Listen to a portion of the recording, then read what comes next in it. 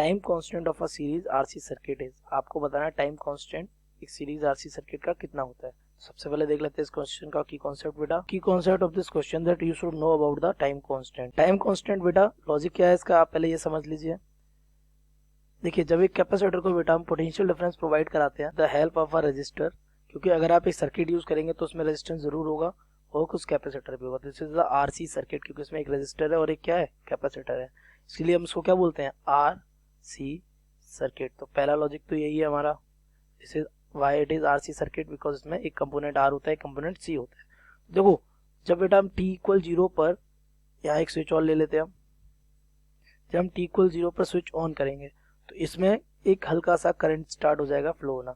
अच्छा उस करंट से यहाँ पे क्या चार्ज स्टोर होने लगेगा और इस कैपेसिटर को चार्ज होने में कुछ टाइम लगेगा, that means the time taken by the capacitor to charge. तो उसको चार्ज होने के लिए टाइम उसको लेना पड़ेगा। तो जब उसको चार्ज होने के लिए टाइम लेना पड़ता है तो अगर वो टी टाइम ले रहा है तो टी टाइम लेने पर एक लॉजिक आता है कि अगर हम कहें कि इसने अगर टी टाइम लिया, टी टाइम टू चार्ज, तो इसका जो पोटेंशियल है the potential relation is given by C is equals to V in bracket 1 minus E to the power minus T upon R C. तो ये इसका क्या होता है रिलेशन होता है किसका, पोटेंशियल का, where V is what the given potential difference and V C is what the charge capacitors potential.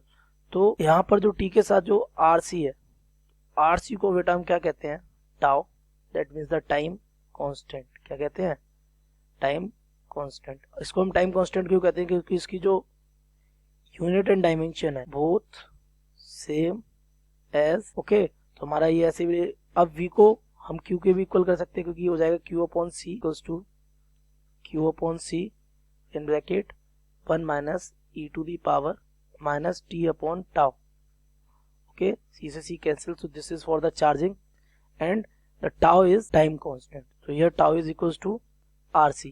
So our first option plus RC is the correct option. I hope you have understood it well. Best of luck.